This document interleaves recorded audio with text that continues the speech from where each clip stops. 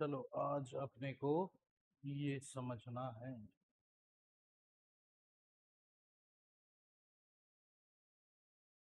दोनों एक जगह बैठते, बुक बीच में रहती तो ज्यादा अच्छा होता।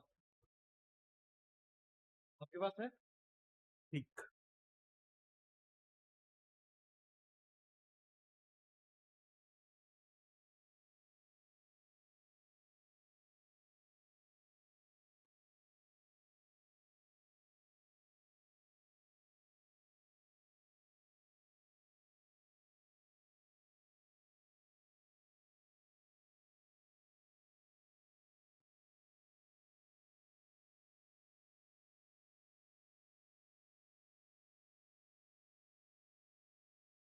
देखो, हाइड्रोजन स्पेक्ट्रम आप लोगों को लास्ट क्लास में हम लोगों ने एक छोटा सा डिस्कशन किया था कि स्पेक्ट्रम जो है वो होता है दो तरीके का। पहली चीज तो रिकॉल करो, स्पेक्ट्रम वर्ड का मतलब क्या है? जल्दी जल्दी जल्दी। स्पेक्ट्रम वर्ड का क्या मतलब है? लास्ट क्लास में बताया बेटा मैंने।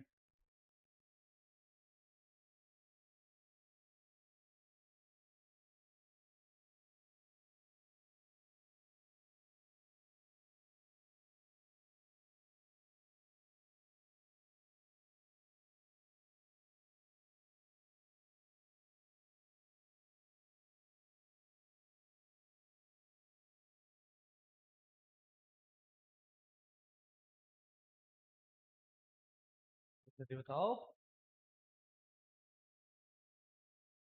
ऐसा कुछ हम लोग डिस्कस नहीं थे कि अगर असेंबली में आप लोग खड़े हो तो हाइट वाइज जनरली खड़े होते हो? हाँ, तो क्या फिर सीक्वेंस कैसे? तुम लोग लिख लो भाई। तुम लोग ये याद रख नहीं रहे हो तो ये मजा नहीं आ रहा है। स्पेक्ट्रम का मतलब क्या होता है बेटा? स्पेक्ट्रम का मतलब होता है ऑर्डरली अरेंजमेंट।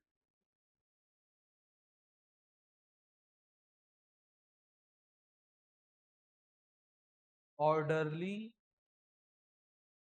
अरे, ऑर्डरली।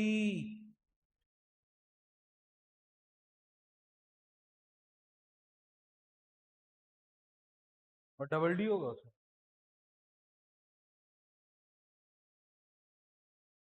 ऑर्डरली अरेंजमेंट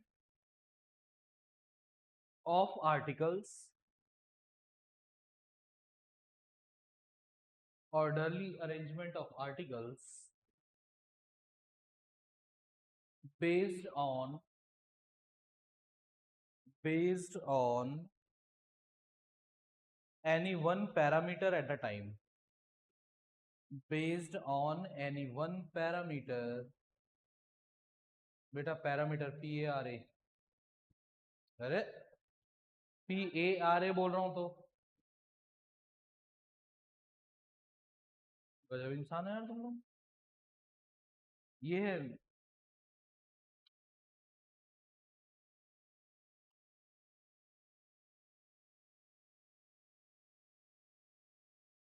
ऐसे पास में बैठने से ऐसे आवाज गूंज रही है तुम्हारे कान में बेटा।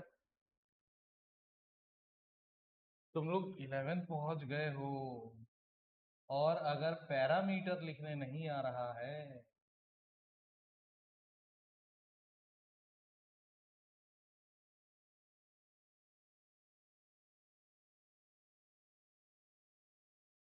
अच्छा, अब इसका एग्जांपल क्या है? जैसे आप लोग स्कूल में असेंबली में खड़े होते हो तो वो क्या है अरेंजमेंट?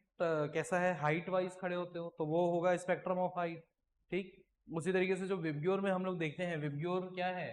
याद आ रहा है बेटा? लास्ट क्लास में हम लोगों ने ये डिस्कस किया था कि विब्ग्योर में क्या कहानी है। ये अरेंजमेंट किस बेस पे है? लेमडा के इंक्रीजिंग वैल्यू यानी कि वेवलेंथ के इंक्रीजिंग वैल्यू पे। वॉयलेट का होता है 400 नैनोमीटर और ये बढ़ते बढ़ते रेड आते आते कितना हो जाता है? 700 नैनोमीटर। ठीक, तो ये क्या है? ये एक ऑर्डरली अरेंजमेंट है।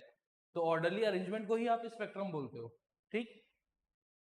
अच्छा, अब ये स्पेक्ट्रम वर्ड और एक कहाँ सुना है आप लोगों ने? अगर थोड़ा सा आप एंटीबायोटिक्स के बारे में देखोगे तो एंटीबायोटिक्स होते हैं दो तरीके के। कौन कौन से? एक होता है नैरो स्पेक्ट्रम एंटीबायोटिक और एक होता है ब्रॉड स्पेक्ट्रम एंटीबायोटिक। क्या होता है नैरो स्पेक्ट्रम? नैरो का मतलब, नैरो का मतलब टेढ़ा, छोटा। गजब। हाँ मैम, आप बताइए।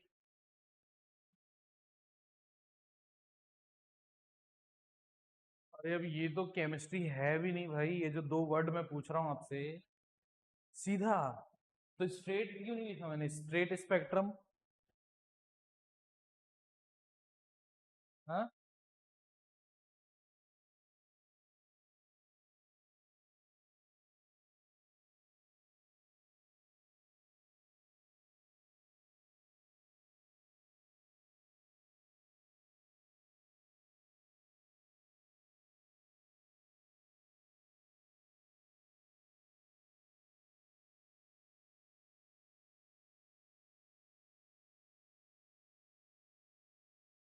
बोलो ना भाई।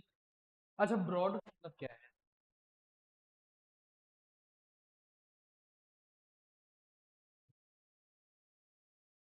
ठीक है, वो भी चलेगा।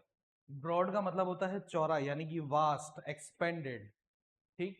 और नैरो का मतलब होता है रेस्ट्रिक्टेड या कंस्ट्रिक्टेड बोल लो। ठीक, मतलब कि ऐसा समेटा हुआ टाइप का। ठीक, जैसे कि मान लो ये जो एक पट्टा दिख रहा है आप लोगों को, ये एक पट्टा क्या है? ये एक नैरो स्ट्रिप है। ठीक। लेकिन इसी को मैं ऐसे करके देखूंगा तो ये एक ब्रॉड स्ट्रिप है। आया समझ में, नैरो और ब्रॉड? तो नैरो स्पेक्ट्रम एंटीबायोटिक क्या है? नैरो स्पेक्ट्रम एंटीबायोटिक वो एंटीबायोटिक होंगे जो गिनती के 2 4 10, मतलब गिनती के ही एंटी उसको माइक्रो ऑर्गेनिज्म को किल करेंगे। ठीक। और ब्रॉड स्पेक्ट्रम एंटीबायोटिक क्या है? हाँ, जो large variety of micro organism को किल करने की कैपेबिलिटी रखते हो। जब अभी सीजन चेंज होता है उस टाइम पे डॉक्टर क्या प्रेफर करता है?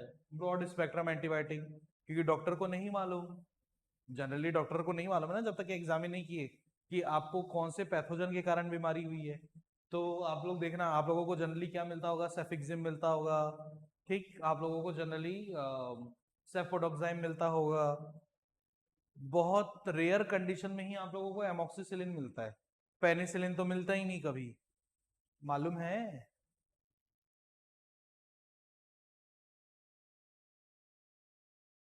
पेनिसिलिन ही वो सबसे फर्स्ट डिस्कवर्ड एंटीबायोटिक है। ठीक। किसने ढूंढा था एंटीबायोटिक?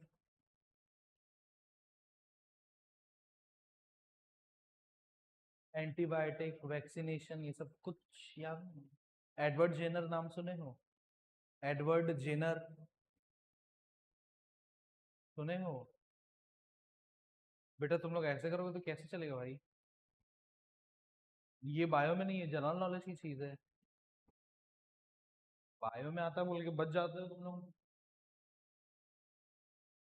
ये सब बेसिक नॉलेज है भैया, ये थोड़ा सा दिमाग में रखोगे तो फिर आगे समझना इजी हो जाएगा।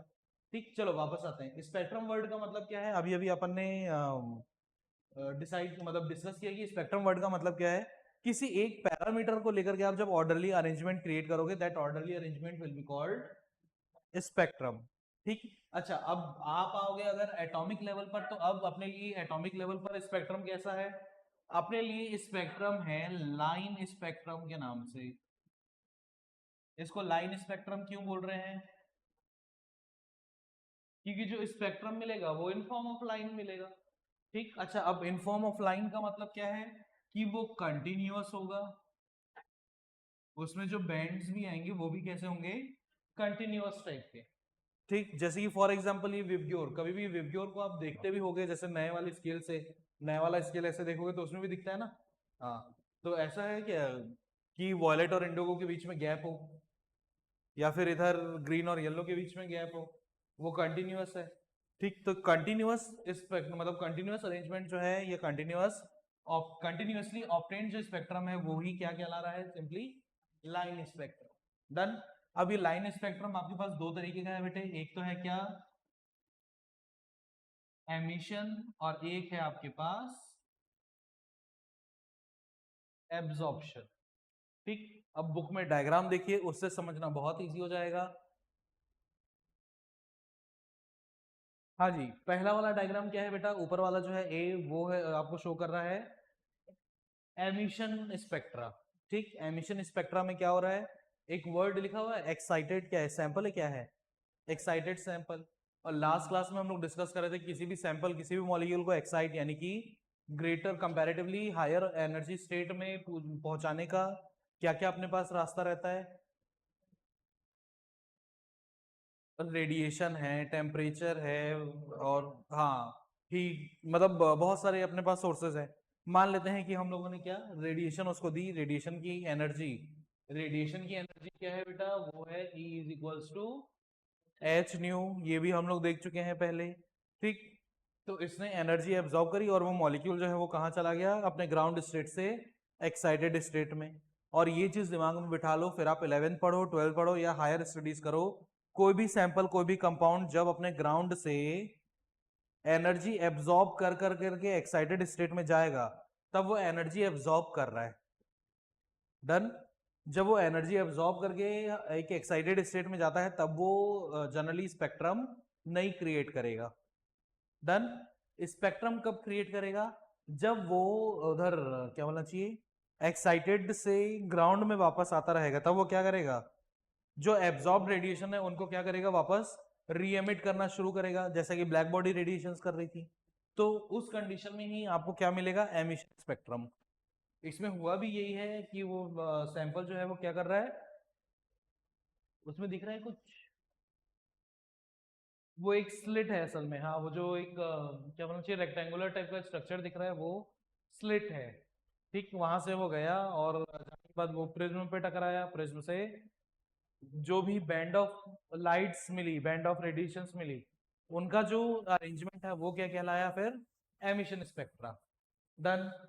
चलिए अब आइए कि इसमें एब्जॉर्प्शन स्पेक्ट्रा। एब्जॉर्प्शन स्पेक्ट्रा में कहानी बिल्कुल ऐसी है, बस थोड़ी सी मतलब थोड़ा सा डिफरेंस है। हुआ क्या है, उसमें देखो एक सैंपल है जिस पर क्या आ रहा है, व्हाइट लाइट इंसिडेंट हो रही है। व्हाइट लाइट का कुछ हिस्सा जो है वो सैंपल एब्जॉर्ब करेगा और बाकी हिस्सा क्या कर देगा? ट्रांसमिट कर देगा, एमिट कर देगा। डन। जितना हिस्सा एमिट होगा, जब उसको आप किसी फिल्म, फोटोग्राफिक फिल्म या किसी सरफेस पर ऑब्टेन करोगे, तो उसको क्या नाम दोगे आप? Absorption spectrum. डन। चलिए इसमें डिस्कशन इतना ही है, इससे ज्यादा का कुछ नहीं आता। आया समझ में? बेसिक कॉन्सेप्ट हो गया। अब इसमें बहुत इंपॉर्टेंट चीज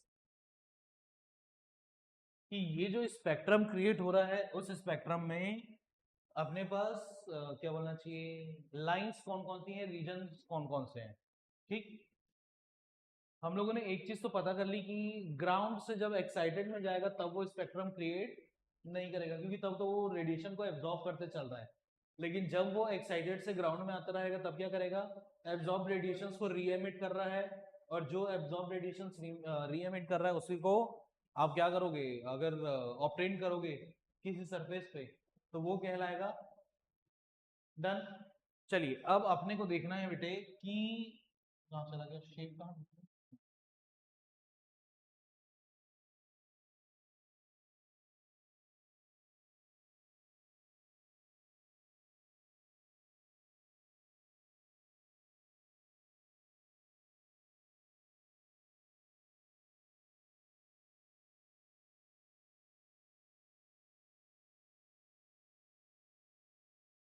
शेप दिख रहा है?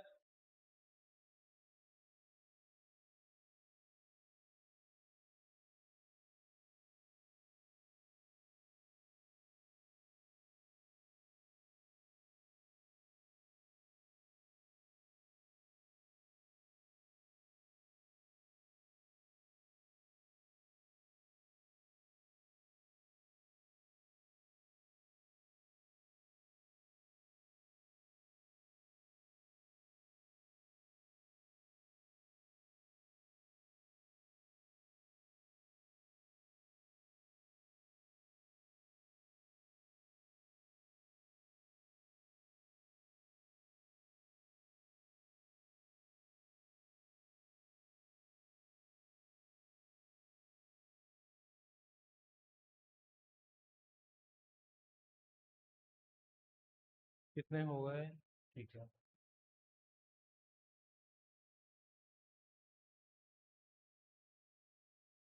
चलो। हाँ, क्या हो गया इसके? ठीक है, इसको थोड़ा इधर करो। ठीक, चलो अब अपने को लिखना है, ये सबसे बेसिक लेवल है ना, इसको आप मान लो n इज इक्वल्स टू 1, ये हो गया आपका n is equals to 2, n is equals to 3, n is equals to 4, n is equals to 5, n is equals to, ठीक, उधर पे 7 8 9 10 अप टू इनफाइनाइट हो सकता है।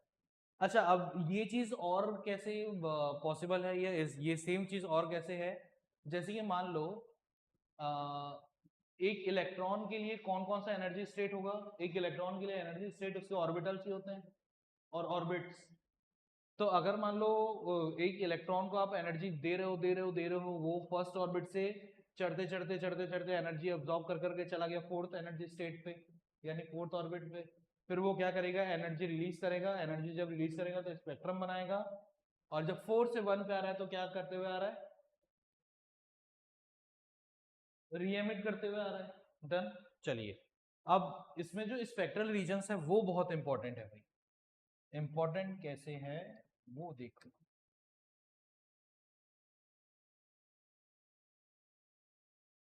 अगर मान लो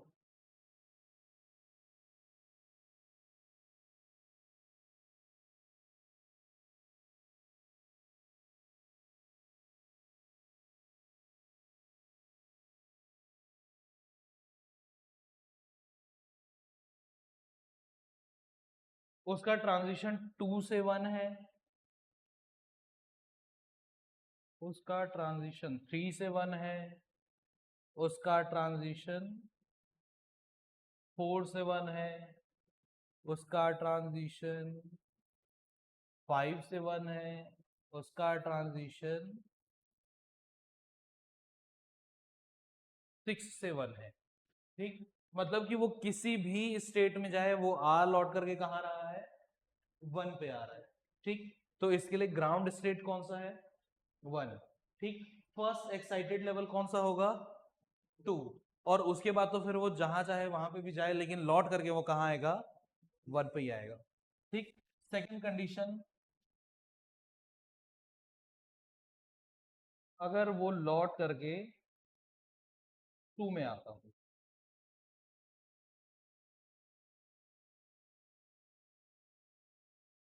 मतलब उसका एनर्जी का ट्रांजिशन ऐसा है कि वो जहां चाहे वहां जाए, लेकिन लौट के किधर पे आए, 2 पे।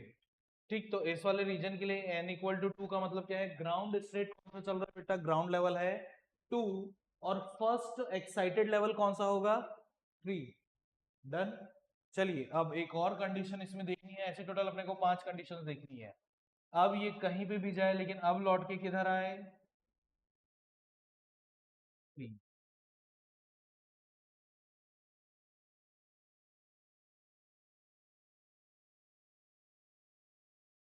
डन।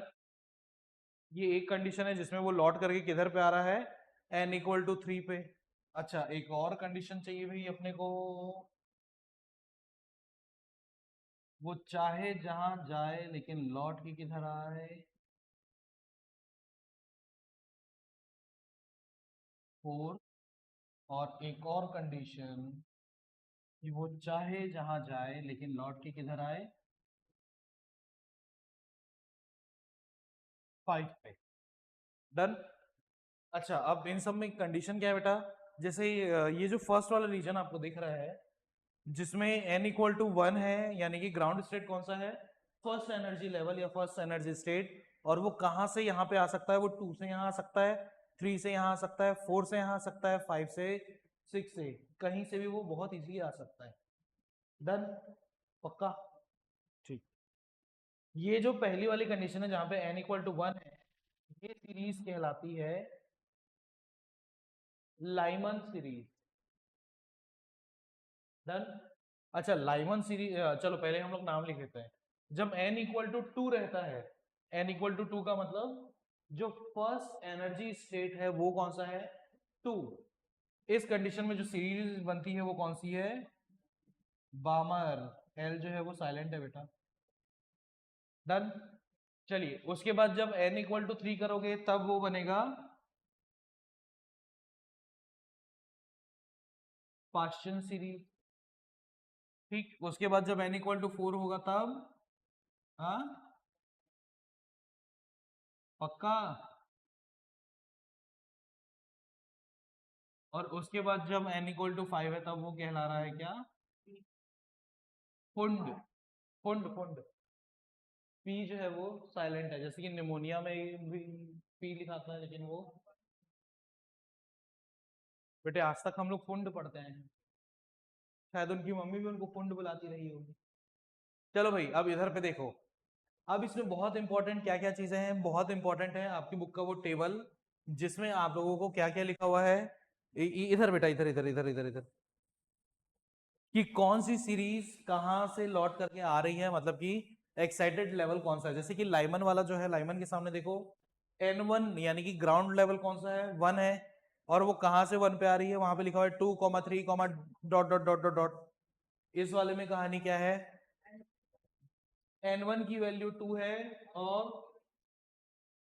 हाँ 3, 4 एंड सो ऑन, वो कहीं से भी आएगा, लेकिन लौटेगा कहाँ, बामर में, मतलब कि बामर सीरीज में कहाँ, 2 पे। सिमिलरली पास्टम ब्रैकेट और फंड के लिए वो कहीं पे भी रहेगा, किसमें आएगा, 3, 4 और 5 में। डन।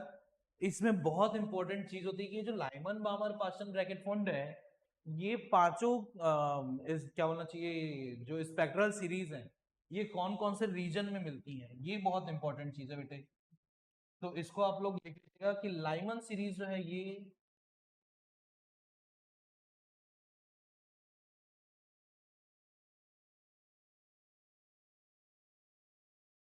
लाइमन सीरीज कहाँ एप्लीकेबल है, अल्ट्रावायलेट। ठीक, बामर सीरीज विजिबल रीजन, पाश्चन सीरीज है इंफ्रारेड, ब्रैकेट भी इंफ्रारेड, और फुंड भी इंफ्रारेड। डन। अब याद रखना बहुत आसान है, अपने को बस एक चीज ध्यान रखनी है कि मान लो आज से 15-20 साल बाद, जब आप लोग शादी करके बढ़िया एकदम वेल सेटल्ड जिंदगी गुजार रहे होगे, ठीक, और उस दिन आप अगर खुश हुए तो आप अपनी वाइफ से क्या कहेंगे, आप अपनी वाइफ से कहेंगे लव यू बेबी। ठीक, यानी कि Lyman for ultraviolet, बामर for visible. ठीक, तो अब भले आप लोगों को ये याद रखने में या पूरा टेबल याद रखने में दिक्कत जाए, मेरे ख्याल से ये तो ये नहीं भूलोगे।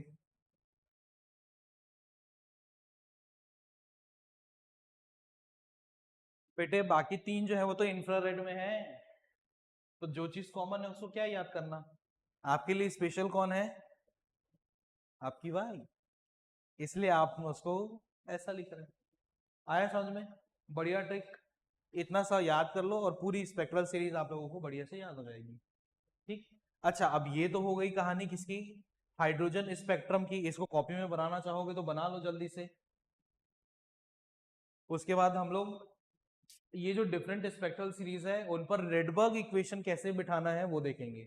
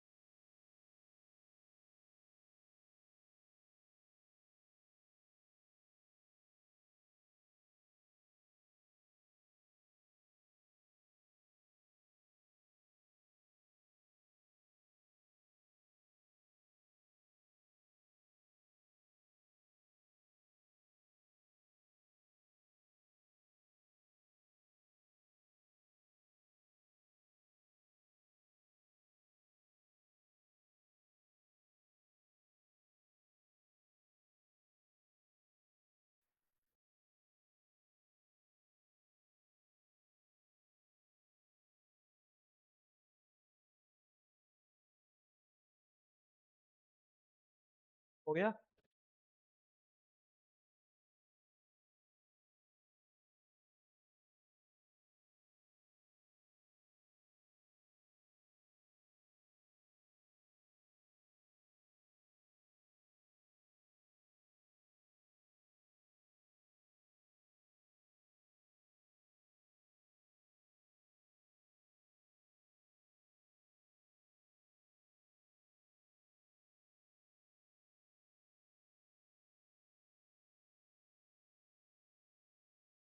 डन, चले आगे।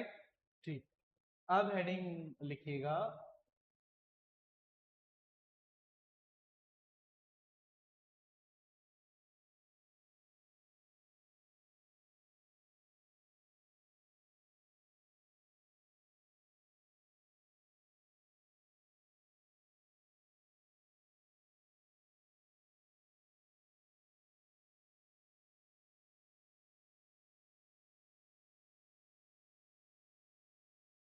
आ रहा है। हाँ। हेलो।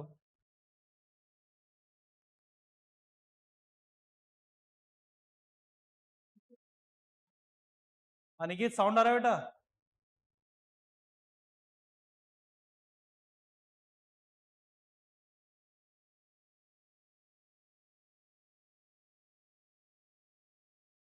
हाँ जी। रेडबर्ग्स इक्वेशन, अब रेडबर्ग्स इक्वेशन उसमें देखो, बुक में देखो। हाँ जी, वाला वाला वाला वाला। ठीक। अच्छा, अब रेडबर्ग इक्वेशन में कहानी आप लोगों को दिख रही होगी साफ साफ। उसमें आप लोगों को क्या लिया हुआ है बेटा? 1/λ है। आप लोगों को वो नहीं मिल रहा है कि? अरे वही वाला बेटा, वही वाला, वही वाला।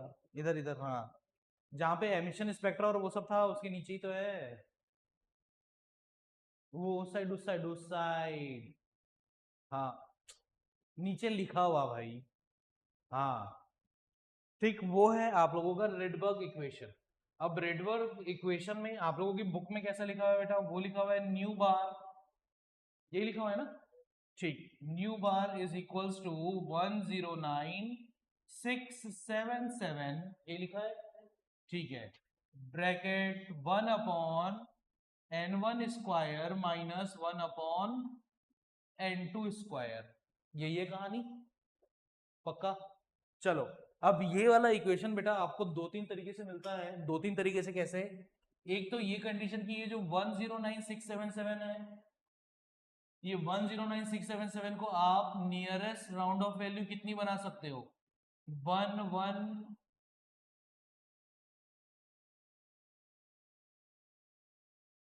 0000 होगा ये नियरेस्ट राउंड ऑफ वैल्यू।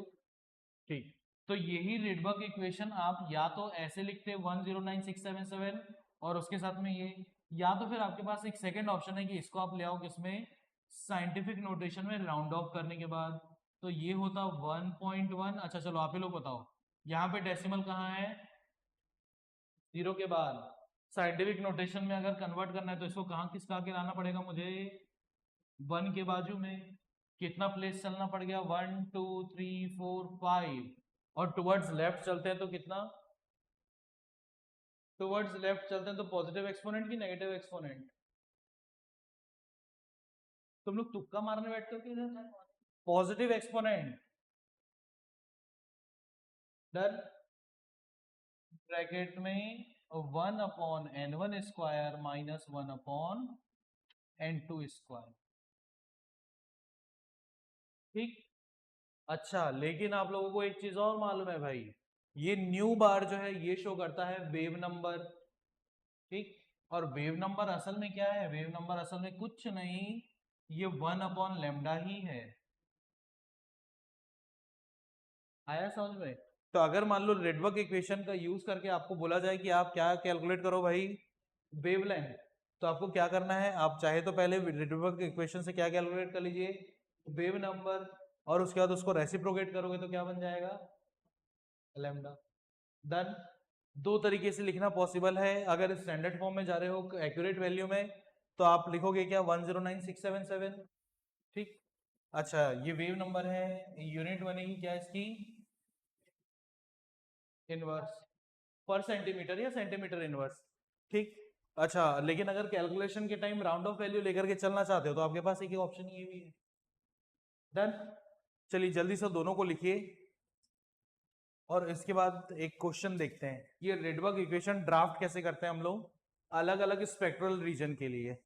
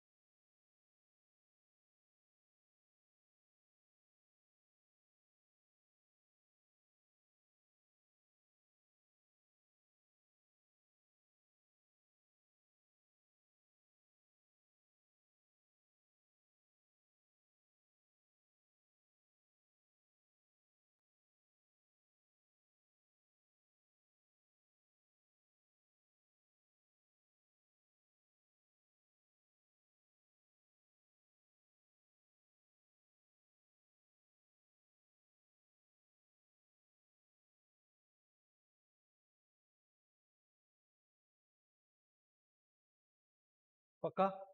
चलिए अब एक क्वेश्चन लिखिए और क्वेश्चन क्या है, हम लोग सीधा सीधा सीख ही रहे हैं कि रेडबर्ग इक्वेशन अलग अलग स्पेक्ट्रल रीजन के लिए कैसे लिखोगे। तो आप right रेडबर्ग्स equation for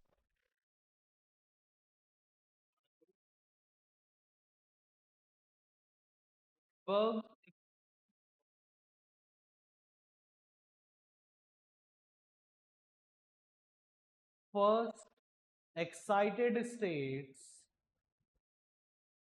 first excited states of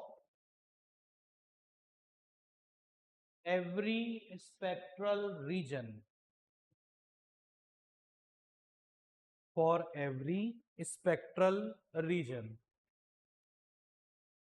ठीक, चलो इसको बनाते हैं। मैं एक को मैं बना के दिखा रहा हूँ, बाकी को आप लोग सॉल्व कीजिएगा तुरंत में। ठीक, जैसे कि चलो मैं लाइमन का करके दिखा देता हूँ। ठीक है, फॉर लाइमन सीरीज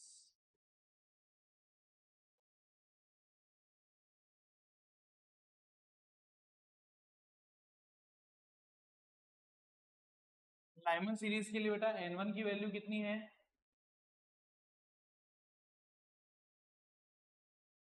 n1 की वैल्यू है 1 और n2 कौन हो जाएगा इसमें? 2। क्यों n2 को 2 ले रहे हैं हम लोग? क्योंकि क्वेश्चन में आपको क्या दिया मैंने कि फर्स्ट एक्साइटेड स्टेट ना, तो फर्स्ट एक्साइटेड स्टेट कौन होगा जब वो बहुत हुआ तो 1 से 2 में जाए। सेकेंड एक्साइटेड स्टेट क्या होता, यहाँ पे n2 की वैल्यू 3 लिख लेते हैं अपन। डन। चलिए, तो लाइमन सीरीज के लिए n1 की वैल्यू ये, n2 की वैल्यू ये, तो रेडबर्ग इक्वेशन क्या बनेगा बेटे?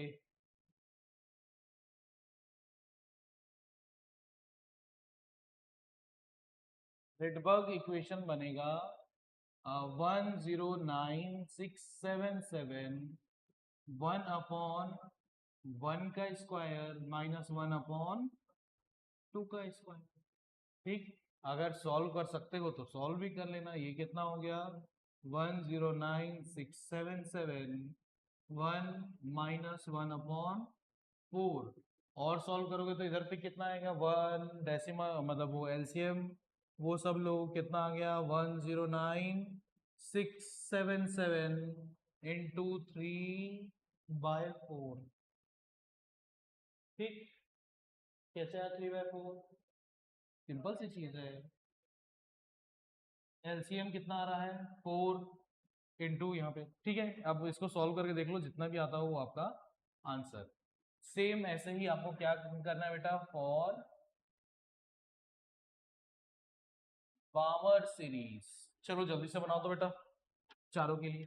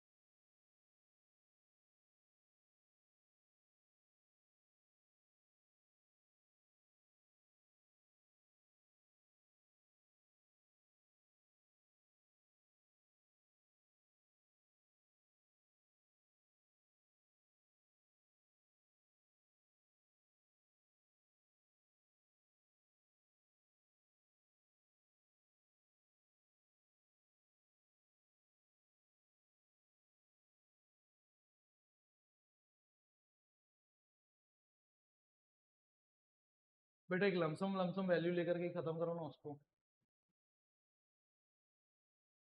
इसको मैं इसमें कर देता हूँ 109,677 इंटू 3 डिवाइडेड बाय 4।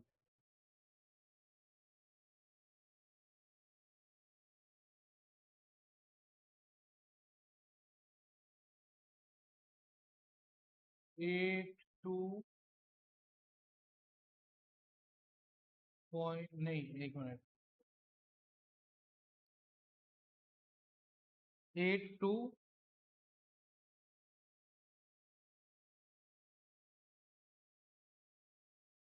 ये डेसिमल को अगर यहाँ पे जाएंगे तो क्या होगा? 8.2 इंटू 10 टू द पावर 1 2 3 4। ठीक, राउंड ऑफ इतना ले ही सकते हो।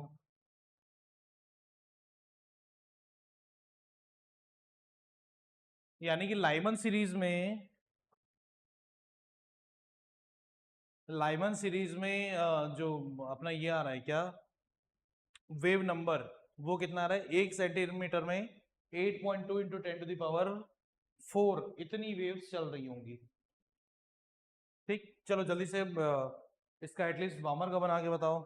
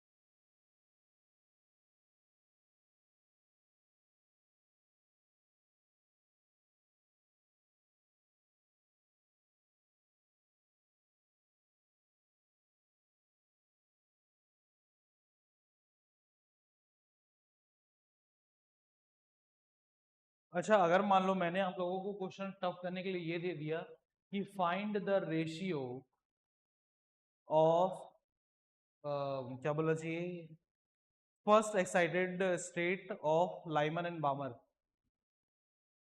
Find the ratio of wave numbers of first excited state for Lyman and Balmer. तो इसको, हाँ, इन दोनों मतलब इस वाले को इससे डिवाइड करोगे तो आंसर आ जाएगा। अप्रोक्सीमेटली कितना आएगा? 5 पॉइंट समथिंग, मतलब 5:1, 5 गुने के आसपास आ रहा है ना, 5 टाइम्स। चलिए ऐसे करके फिर बाकी तीन जो है बेटा वो आप घर से करके आना ईमानदारी से। ठीक, अभी एटलीस्ट हेडिंग डाल के जगह छोड़ दो ताकि घर जा करके वो देख के याद आए।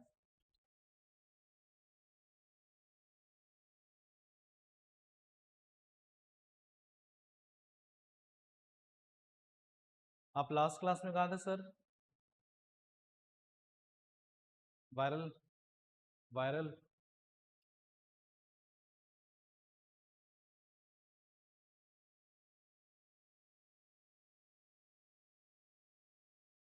ठीक, ब्रैकेट पास्टन और फुंड ये आप लोग घर से बना लीजिएगा।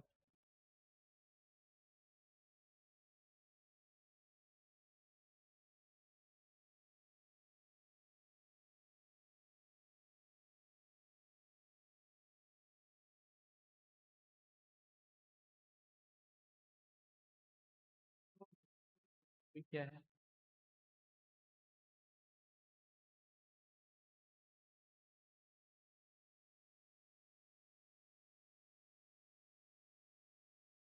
लेकिन बोर मॉडल हम लोग पहले पढ़ चुके हैं।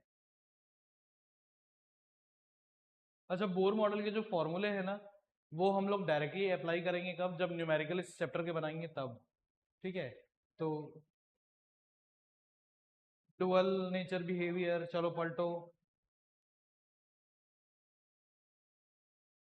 इसमें भी डुअलिटी ही तो है। इसमें डुअलिटी ही आता है बेटा। ये डी ब्रोगली हो गया। यहाँ पे जहाँ पे इसका, अरे इधर इधर इधर, ये ग्रीन बॉक्स के नीचे वो जो लिखा हुआ है उतना सा ही डी ब्रोगली है। लेकिन हम लोगों ने डी ब्रोगली बहुत डिटेल में पढ़ा। फिर हाइजेनबर्ग है। उसके बाद पलटो इधर। उसके बाद ये बेकार चीज, पलटो पलटो पलटो और पलटो। एटॉमिक ऑर्बिटल, ये जो ग्रीन बॉक्स में दिया हुआ है, ये हम लोगों ने पैराग्राफ में पढ़ने के बजाय difference between orbital and orbital को टेबुलर फॉर्म में पढ़ा है। ये हो चुका है। और पलटिए।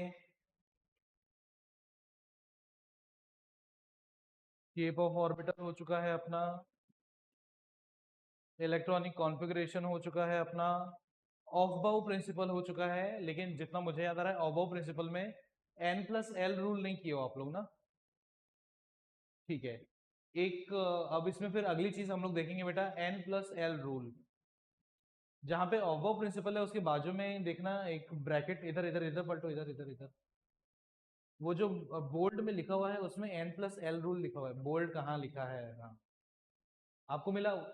जो पेज खोलो बेटा वही, उस साइड के पैराग्राफ में नीचे की तरफ एन प्लस एल लिखा हुआ सा दिख रहा है कुछ? अब और वो principle n plus L rule follow तो करता है, लेकिन ये एन प्लस एल रूल है क्या और सीधे सीधे क्या है वो तो बात की बात, लेकिन इसके क्वेश्चंस जो आते हैं वो बड़े इंटरेस्टिंग है और बहुत इजी टाइप। तो हेडिंग डालिएगा बेटा, N plus L rule. N plus L rule.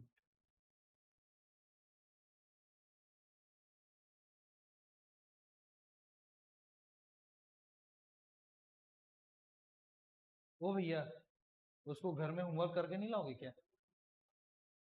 अच्छा, ठीक है। एन प्लस एल रूल, इसमें क्वेश्चन टाइप का लिखो कि calculate, calculate, calculate maximum number of electrons, calculate maximum number of electrons for the following, for the following. जिसमें पहला हम लोग देखने जा रहे हैं कि अगर आपको देते n plus l equal to two. ठीक। देखो अब n plus l equal to two, ये वाले क्वेश्चन को सॉल्व कैसे करना है बेटा? आपके पास n है और l है, इन दोनों को ऐड करके आना चाहिए क्या? टू। जब हम लोग इसके बाद क्वांटम नंबर पढ़ने वाले हैं तो क्वांटम नंबर में हम लोग देखेंगे डिटेल में कि n प्लस एल मतलब n और l होता क्या है। ठीक। अदरवाइज ये n जो है ये प्रिंसिपल क्वांटम नंबर जो ऑर्बिट को बताता है। और ये ऑर्बिट की मतलब ऑर्बिट क्या चीज है ये आप लोग पढ़ चुके हो पहले। ठीक। बोर्स कॉन्सेप्ट मतलब जो बोर्स मॉडल है उसमें उसने ये भी बताया था कि किसी ऑर्बिट में इलेक्ट्रॉन्स का maximum number is given by 2n square, where n represents the number of orbit. ठीक। अच्छा, तो n जो है ये आपको बताएगा ऑर्बिट के बारे में, और l जो है ये बताएगा आपको ऑर्बिटल के बारे में। एक चीज आप दिमाग में बिठा लो कि l की वैल्यू अगर 0 हुई तो इसका मतलब है s ऑर्बिटल, l की वैल्यू 1 होगी तो उसका मतलब होगा p ऑर्बिटल, l की वैल्यू 2 होगी तो उसका मतलब होगा d ऑर्बिटल, और l की वैल्यू 3 होगी तो उसका मतलब होगा f ऑर्बिटल। इतने में कहानी खत्म हो जाएगी अपनी। चलो अब n plus l equal to two कैसे आ सकता है बेटा? जब ये 0 हो ये 2 हो, 0 प्लस 2 2 होता है। दूसरी कंडीशन ये 1 प्लस 1 हो। तीसरी कंडीशन ये 2 प्लस 0। इसके अलावा और कोई कंडीशन तो हो नहीं सकती। जीरो, यानी कि n की वैल्यू 0 मतलब 0 नंबर का ऑर्बिट हो सकता है क्या? जीरो नंबर का ऑर्बिट हो सकता है क्या? नहीं। कैसे होगा? ऑर्बिट ऑर्बिट जीरो ऑर्बिट मतलब न्यूक्लियस न्यूक्लियस के बाहर ऑर्बिट ही नहीं है। ऐसा हो सकता है? बिल्कुल नहीं हो सकता, ये तो पॉसिबल नहीं है। अब वन यानी कि फर्स्ट ऑर्बिट में एल की वैल्यू वन यानी कि पी वन पी होता है। इलेक्ट्रॉनिक कॉन्फ़िगरेशन हम लोग सीख चुके हैं, उसमें वन पी देखे थे क्या? देखे हैं उसमें? तो फिर यानी ये भी पॉसिबल नहीं है। अब टू में जीरो यानी कि सेकेंड ऑर्बिट में जीरो यानी कि एस, टू एस होता है। टू एस होता है। टू एस में कितने इलेक्ट्रॉन जाते हैं मैक्सिमम? ऐड कर लो, यहाँ पे भी ये कुछ नहीं है कुछ नहीं है, टू यानी कि maximum number of electrons to.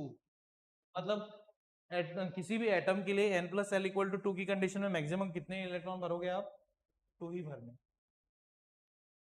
रुक जाओ रुक जाओ, एक कंडीशन और देख लो, जैसे कि मान लो n plus l equal to four. इसको मैं बना दे रहा हूँ, n plus l equal to three और फाइव आप लोग बना के लाएंगे। N plus l equal to four कैसे हो सकता है? जब ये हो जाए क्या, जीरो और फोर, ये हो जाए वन और थ्री, ये हो जाए टू और टू, ये हो जाए थ्री और वन, और ये हो जाए फोर और जीरो। ये एग्जिस्ट कर नहीं सकता। वन में एल की वैल्यू थ्री यानी कि वन एफ हो नहीं सकता। टू में टू, टू डी होता ही नहीं है। थ्री में वन यानी कि थ्री पी होता है, थ्री पी होता था। और थ्री पी में कितने इलेक्ट्रॉन भर सकते हो आप? Maximum six electron. ये लीजिए भाई, इसमें छह इलेक्ट्रॉन। फोर में जीरो यानी कि फोर एस हो सकता है कितने इलेक्ट्रॉन? यानी कि n plus l equal to four की कंडीशन में मैक्सिमम कितने इलेक्ट्रॉन एडजस्ट करने पॉसिबल है? एट। चलो अब लगे हाँ तो देख रहे हैं तो इसको देख ही लेते हैं। अगर मान लो n plus l equal to five हुआ तब ये होगा फाइव, ये होगा जीरो। चलो ऐसे नहीं, ये हो सकता था जीरो, ये हो सकता था five, one four, two three, three two, फिर four one, five zero. Zero five हो नहीं सकता। वन फर्स्ट ऑर्बिट में ये तो हो ही नहीं सकता। टू में थ्री यानी कि टू एफ होता ही नहीं है। थ्री में टू यानी कि थ्री डी होता है क्या? थ्री डी तो होता है। थ्री डी में कितने इलेक्ट्रॉन जाते हैं मैक्सिमम? Ten electrons. फोर में वन यानी कि फोर पी हो सकता है। फोर पी होता भी है कितना? फाइव में जीरो यानी कि फाइव एस होता ही है कितना? मैक्सिमम कितने इलेक्ट्रॉन एडजस्ट कर पाओगे आप? 80। यानी कि अगर n plus l equal to five दिया रहे इस कंडीशन में मैक्सिमम कितने इलेक्ट्रॉन एडजस्ट कर पाओगे? एक काम बस ईमानदारी से करके आना घर से, n plus l equal to three को सॉल्व करके आना।